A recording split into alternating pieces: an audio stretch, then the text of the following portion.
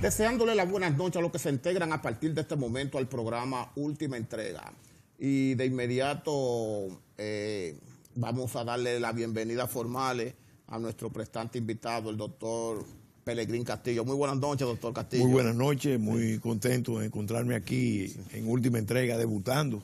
Sí, y un saludo a los amigos y amigas lo esperamos siempre que siguen por aquí. este espacio. Mire, doctor Pelegrín, usted sabe que usted es una familia muy tradicional. ¿Cuántas generaciones tienen de abogados?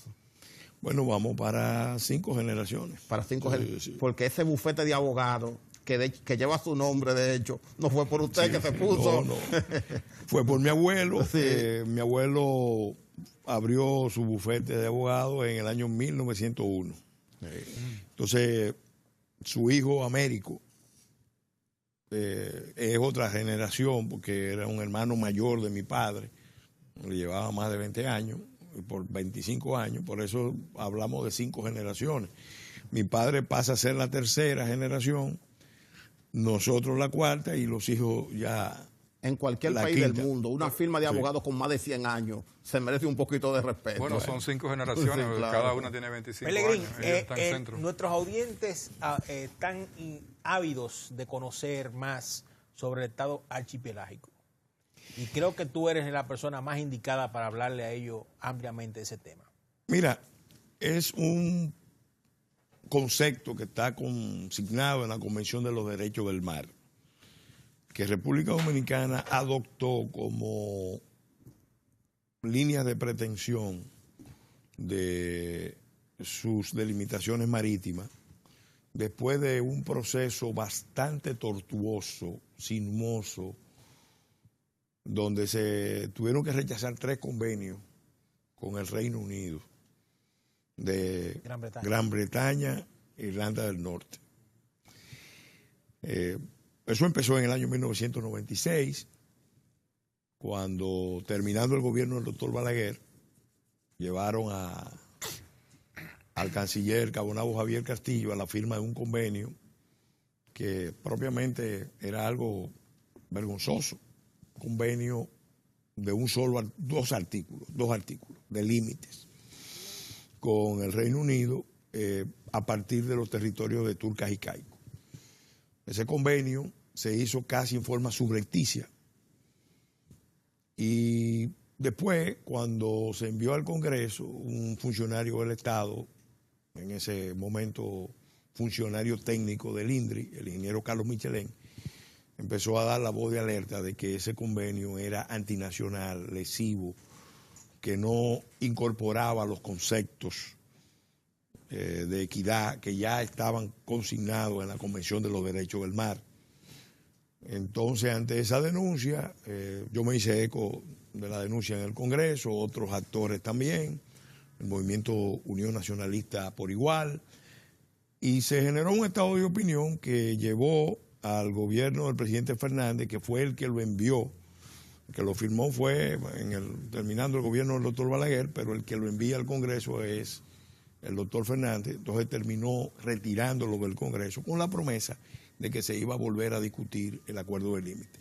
Estábamos hablando de... ¿Qué perseguía ese acuerdo de manera puntual? Era un acuerdo que establecía una línea de limitación basada en los principios de equidistancia.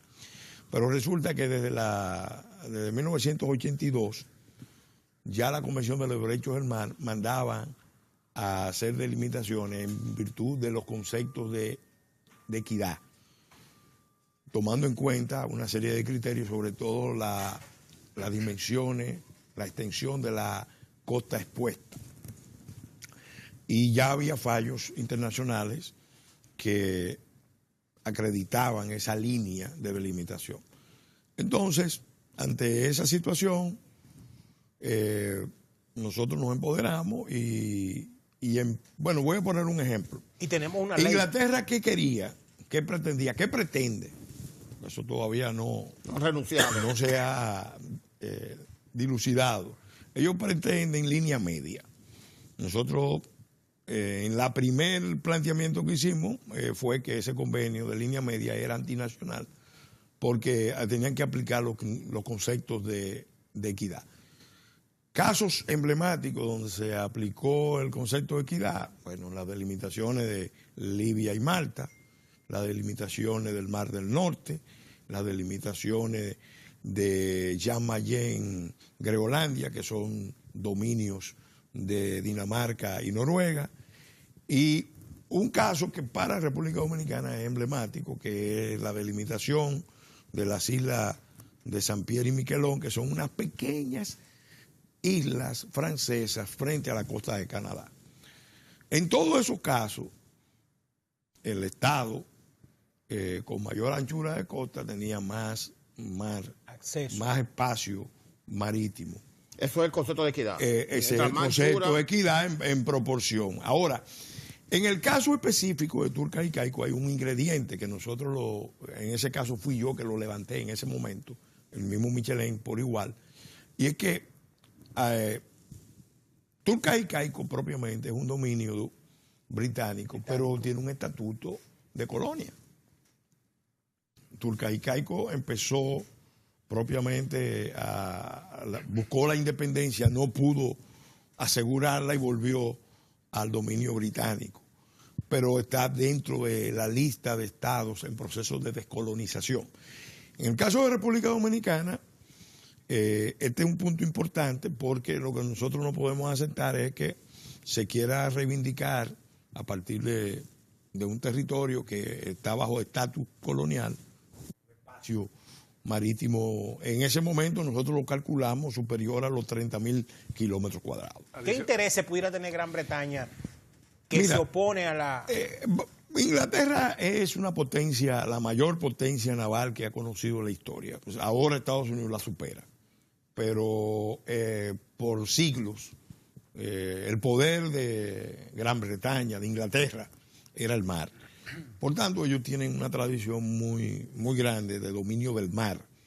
Eso empezó con Enrique VIII y se ha prolongado hasta el presente. Entonces, para ellos, en su visión geopolítica mundial, tener presencia en todos los mares, a partir de pequeños espacios, es muy importante.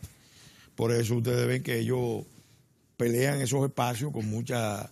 Obviamente, en el caso específico de esto, según la información que nosotros tenemos, esa es una zona que eventualmente puede tener potencial hidrocarburífero, probablemente más gasífero que de petróleo. Y al norte, que eso es estratégico, porque toda esa zona está comprendida dentro del Triángulo de las Bermudas. Al norte nosotros tenemos ya informes, porque en mi condición de ministro de Energía y Minas y también de legislador que presidió la Comisión del Mar, sabemos que en los fondos marinos al norte del Banco de la Plata y el Banco del Pañuelo hay concentraciones de nódulos polimetálicos ricos en cobalto.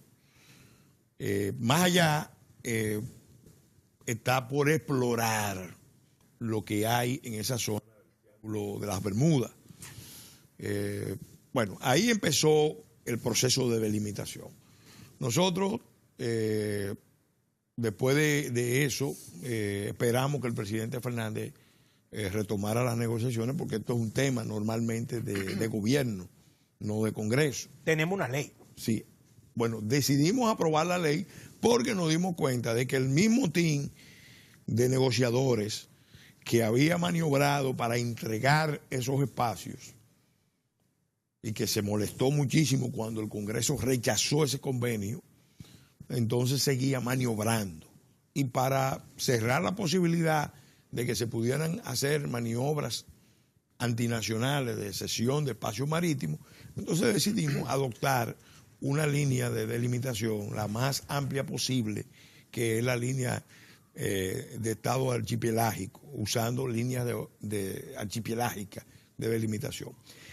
Es un concepto... ¿Qué diferencia tiene eso? Explícale. Muy grande, porque cuando tú usas línea de base archipelágica, para que entendamos, los estados archipelágicos en el mundo son 22 estados.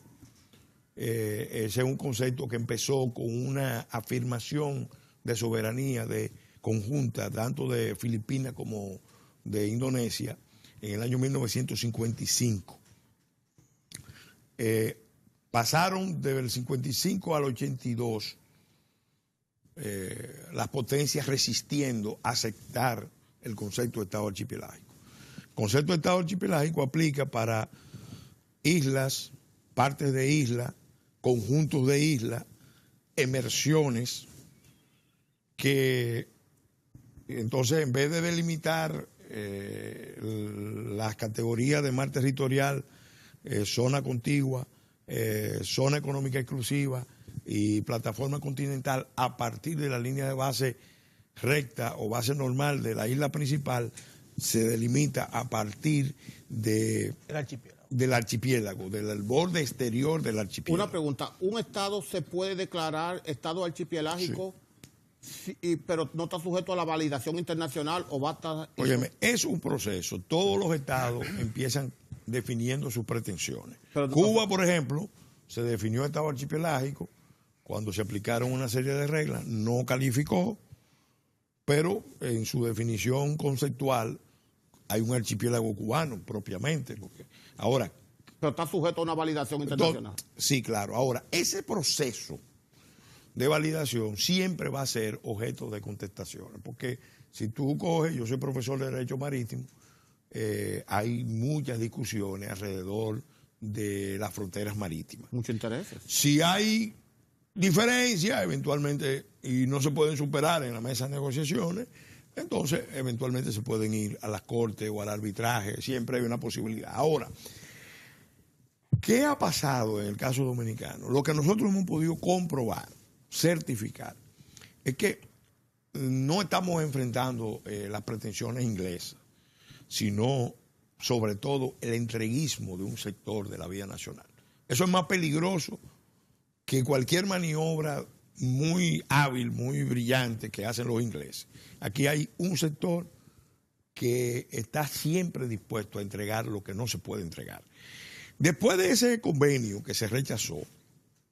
¿Eso fue en qué año? Sí, eso fue en el año 96. Ya tiempo después se dio un caso que fue lo que disparó las alertas de que algo olía mal. En Dinamarca. Aquí no en Dinamarca, sino aquí en Turcas y Caicos y en esas áreas. ¿Qué fue? Que en un convenio de inversión, de promoción de inversiones, los ingleses con mucha habilidad lograron consignar unas cláusulas en las que de manera indirecta, oblicua, y vamos a usar una buena expresión criolla, con mucha mañosería, se iban a apropiar de lo que no consiguieron en el primer convenio. Porque ahí, en esas dos cláusulas, lástima, no la tengo aquí para explicarla, pero resumo, en esas dos cláusulas, Inglaterra, el Reino Unido iba a poder definir cuáles eran los espacios marítimos de sus territorios exteriores para fines de aplicación del convenio de promoción de inversiones, y que República Dominicana podía validar esa definición con un simple intercambio de notas diplomáticas. Entonces, indirectamente estaban buscando sacar al Congreso del proceso de ratificación de los espacios marítimos. Si lo hubiéramos concedido, nos quedábamos realmente con una posición muy incómoda para reivindicar los espacios marítimos que podíamos reivindicar conforme a los principios de equidad. Y en el caso que se apruebe... Ahí, a partir de ahí, y de una serie de señales que vimos, por razones de tiempo no voy a abundar en ellas, entonces se tomó la decisión, bueno, vámonos al concepto de Estado archipelágico, que era un concepto que nosotros lo empezamos a manejar en el Congreso a partir de una propuesta del ingeniero Michelén, que había participado en una jornada de la NOAA en la parte norte del país, y vino con una propuesta de Estado archipelágico.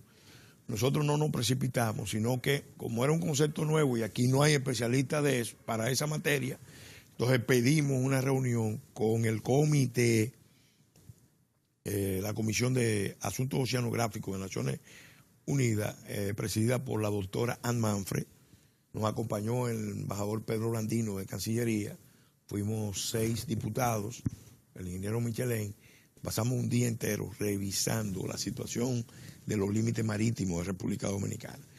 Cuando le hicimos la exposición de por qué no habíamos aprobado la Convención de los Derechos del Mar y por qué habíamos rechazado el convenio con Inglaterra, ellos no solamente lo vieron de manera muy positiva y muy auspiciosa, sino que nos apoyaron para que siguiéramos completando el proceso. De ellos nos dijeron ahí, a los diputados, que si las pruebas de delimitación daban, entonces tenía mucho sentido que nos fuéramos al concepto archipelágico.